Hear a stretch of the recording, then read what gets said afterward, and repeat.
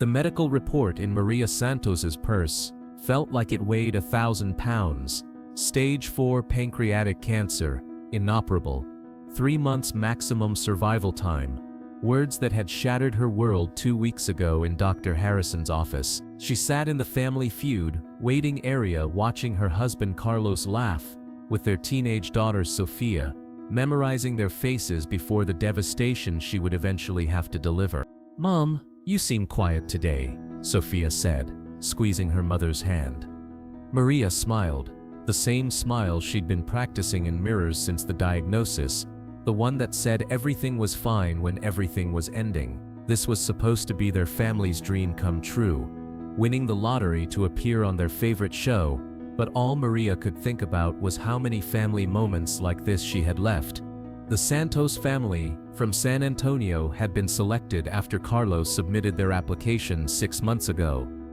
It was meant to be a celebration, a chance to win money for Sophia's college fund and create memories that would last a lifetime. Now it felt like a cruel irony, making memories when she wouldn't be alive to cherish them. Steve Harvey's voice filled the studio as the cameras prepared to roll. The energy was infectious and celebratory, designed to make families feel blessed and victorious. But Maria carried the weight of knowing she was living on borrowed time, that this might be one of the last times her family would experience pure joy before learning the truth. She wore a bright red dress that Carlos had bought her for their anniversary last month. He'd said the color made her look vibrant and alive, not knowing that life was already draining from her body one cancerous cell at a time. Every compliment felt like a dagger. Every expression of love for their future together felt like a lie she was living. The game began with its usual excitement. The Santos family faced the Johnson family from Ohio in what should have been a joyful competition. Steve worked his magic, drawing laughs and creating those moments of connection that made the show special. Maria stood at the end of her family's podium. She tried to participate when the cameras focused on her, but every question felt loaded with the weight of her secret. How could she think about winning when she was dying? "Survey says," Steve announced as the first round progressed. The Santos family was doing well, their answers lighting up the board with encouraging frequency. Carlos kept catching her eye and winking, proud of his wife and excited about their potential winnings. The studio lights were bright and warm. For most contestants, they represented hope and possibility. For Maria, they felt like a spotlight on the massive lie she was living, illuminating the space between what her family believed and what she knew to be true. During a commercial break, Steve worked the audience as he always did. His natural charisma filled the studio, making strangers feel like family. He noticed Maria immediately, standing quietly while something profound weighed on her mind. There was something in her posture that caught his attention. The way she looked at her family like she was trying to memorize them, like someone who knew time was running out. Steve had learned to read people over decades of television, and Maria was carrying something devastating. "You doing all right over there?" Steve asked during the break, walking toward the Santos family podium. Maria managed a bright smile that almost convinced him everything was fine. "Just taking it all in," she replied, which was true in ways he couldn't understand. Carlos stepped closer to his wife, lovingly. "She's been acting a little different lately," he said with affection rather than concern. "More sentimental, more appreciative of little things. I think she's just happy about being here." The cameras came back on. Steve returned to his position, but his eyes kept drifting to Maria throughout the next round. Her family was winning, but she seemed to be watching them more than participating, like someone observing rather than living. The fast money round arrived. Carlos went first and scored 159 points. The family needed only 41 more points to win the $20,000. Money that Maria knew would help with Sophia's education after she was gone. Maria stepped up to the podium. Her family cheered behind her, Carlos shouting, "That's my wife," with pride and love that made her heart break. The bright lights felt overwhelming, the studio audience vast, the pressure mounting not from the game, but from the enormous secret she carried. "All right, Maria," Steve said, his voice carrying its usual warmth, but somehow reaching deeper than entertainment. "You need 41 points to win $20,000 for your family. You ready?" Maria nodded, though her hands trembled as she gripped the podium, thinking about all the things she'd never be ready for. The questions began with painful irony. "Name something people plan for the future." "Retirement," Maria answered, though she'd never see hers. The word felt hollow coming from someone whose future was measured in weeks, not years. "Name something that brings families together." "Holidays." "Name something people save money for." "Their children's education." Each answer came from someone desperately trying to secure her family's future from beyond the grave. Someone whose every choice now was about what she could give them before leaving them forever. "Name something people don't want to face." Maria hesitated, thinking of the conversation she dreaded more than death itself. "The truth," she said quietly, her voice carrying the weight of her enormous deception. "Final question, Maria. What are you not telling your family?" The question hit her like a physical blow. Maria's face went completely white as she stared at Steve. The carefully maintained facade she'd built over 2 weeks began cracking under the pressure of a truth that demanded to be spoken. The studio waited, her family waited, but Maria couldn't speak because the question had reached into the core of her secret and demanded an answer she wasn't ready to give. "How do you tell the people you love most that you're dying?" Maria started, then stopped. Her breathing became shallow as 2 weeks of suppressed truth began rising in her chest. The bright lights suddenly felt like the harsh fluorescence of the oncology ward where she'd received her death sentence. "That I'm dying," she whispered, so quietly the microphones barely picked it up. But the cameras caught everything: the way her face collapsed, the tears that started flowing, the way she looked at her family with heartbreak and love and devastating finality. Steve Harvey had hosted thousands of episodes. He'd seen contestants struggle with difficult questions, seen them get emotional, seen them freeze under pressure. But this was different. This wasn't about winning or losing anymore. He set down his cards and walked toward Maria. Not the measured walk of a television host, maintaining show pace, but the immediate response of a human being, recognizing someone in the deepest crisis. The studio fell silent as all protocols were abandoned. "Maria," Steve said softly, reaching the podium, "what did you just say?" Behind the scenes, Maria made a decision that would change everything. She looked up at Steve, tears streaming down her face, and let 2 weeks of hidden truth pour out. "I have pancreatic cancer," she said, her voice breaking. "Stage 4. The doctor said I have maybe 3 months left to live." The words hung in the air like a death sentence finally spoken aloud. The confession echoed across the studio like a shockwave. But the real impact came from behind her. Carlos's sharp intake of breath, Sophia's gasped, "Mom," the sound of a family's world collapsing in real time.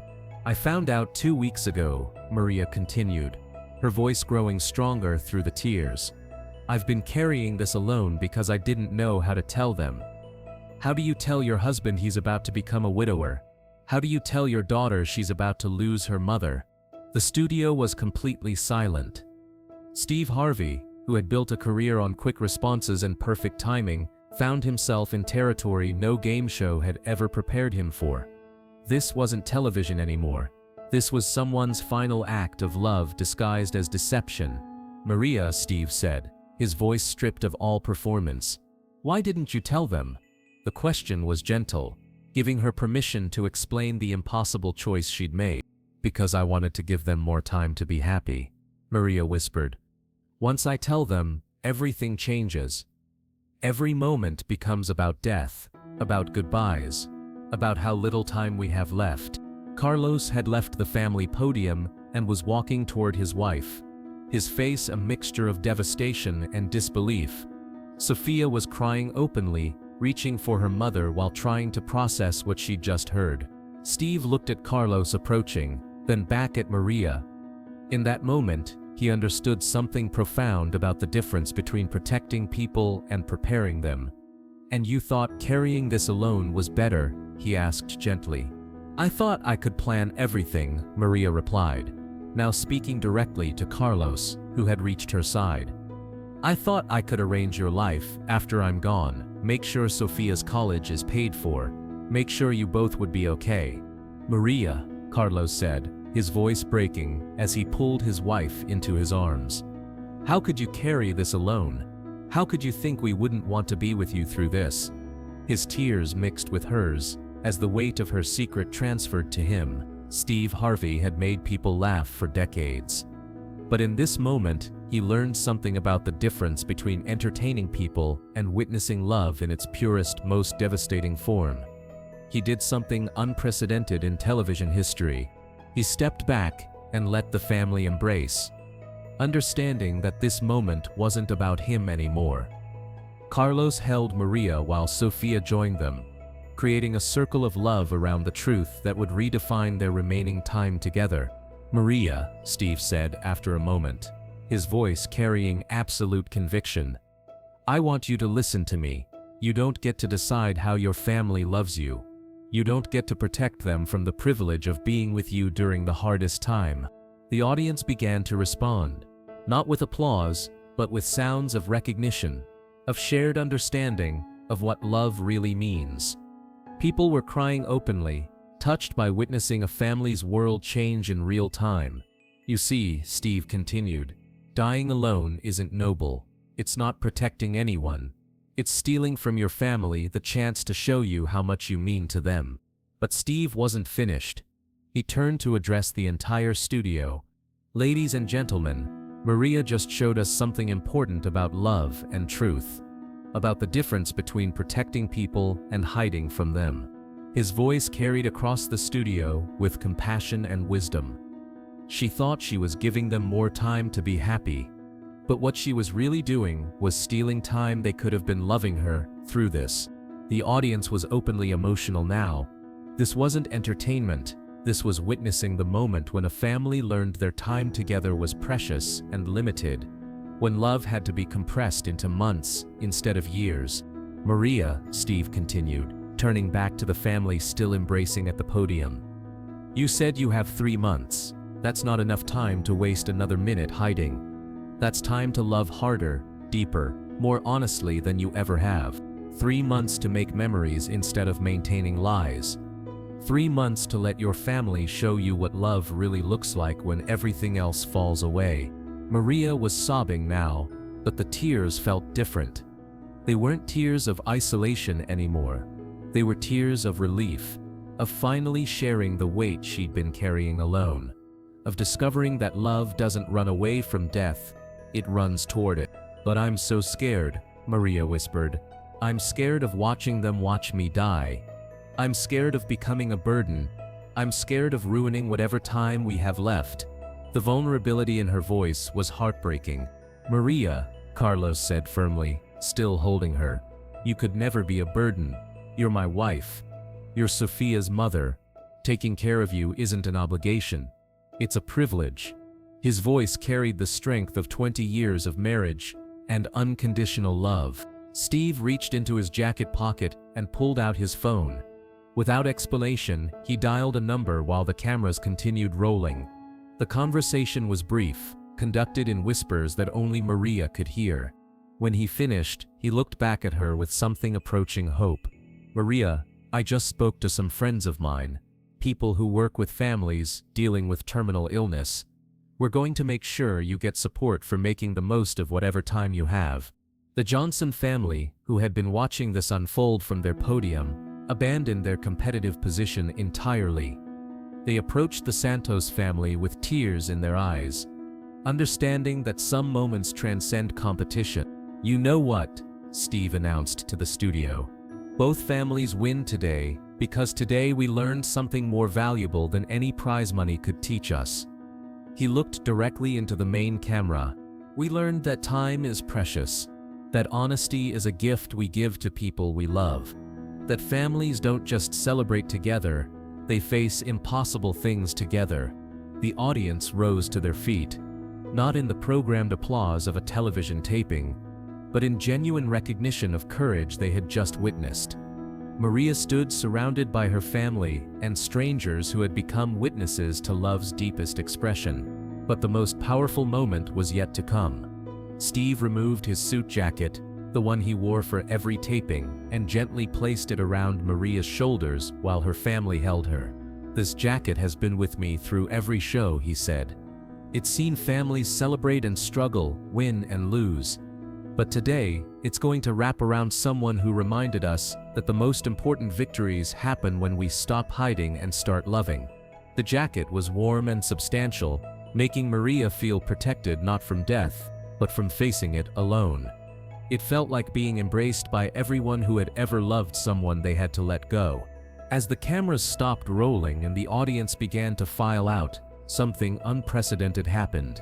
People didn't leave immediately. They approached Maria and her family one by one, sharing their own stories of loss, of terminal diagnoses, of loving someone through impossible circumstances. An elderly woman whose husband had died of cancer, a man currently caring for his terminally ill wife, a teenager whose mother had hidden her diagnosis too long. Each person who spoke to Maria added another thread to a tapestry of understanding she hadn't known existed. Steve stayed with them through it all. This wasn't publicity or show business. This was community forming around shared understanding of what it means to love someone who is dying. The episode aired 3 months later, exactly as it had been filmed. Maria had died 2 weeks before it broadcast, but she had lived those final months, surrounded by love, honesty, and the knowledge that her story would help other families facing similar battles. Carlos and Sofia watched the episode together, holding each other as they saw Maria's brave decision to finally tell the truth. They remembered those last weeks, not as time stolen by death, but as time transformed by honesty into the most precious period of their lives together. The business card Steve had given her led to resources that helped Maria's family navigate her final months with dignity and support. Hospice care that kept her comfortable, counseling that helped them process grief. A community of families who understood what they were experiencing. Steve's jacket became a symbol Maria wore during her final weeks. She had it on when she recorded video messages for Sofia's graduation, wedding, and future children, moments she wouldn't be alive to witness, but could still influence with love. 2 years later, Sofia had an answer to why her mother had initially hidden the diagnosis. Fear had made her mother want to protect them, but love had given her the courage to finally include them in her dying process. She learned that terminal illness doesn't just belong to the person dying, it belongs to everyone who loves them. That families don't just share celebrations, they share devastation too.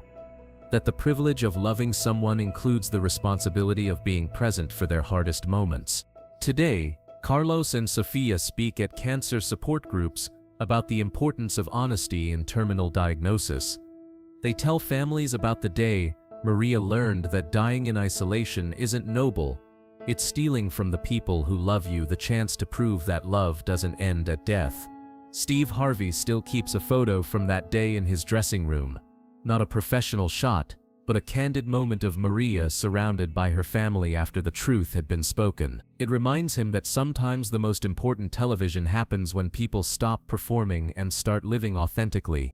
The studio audience from that day formed an informal support network for families dealing with terminal illness that continues to this day. They check on each other during difficult times, offer support during final stages, and prove that witnessing someone's truth creates lasting responsibility for their journey. Maria's story proves that terminal diagnosis doesn't just belong to the patient, that families have the right to face death together, not separately, that love doesn't need protection from truth, it needs truth to become its deepest, most authentic self. Because Maria Santos wasn't just a woman hiding her death. She was a wife and mother who learned that the people who love you want to love you through everything, including the ending, and that sometimes, the greatest gift you can give your family is the chance to show you what love really means when time runs out. And that 3 months of honest dying is more precious than years of hidden living. Because love shared is love multiplied. especially when, time is running out.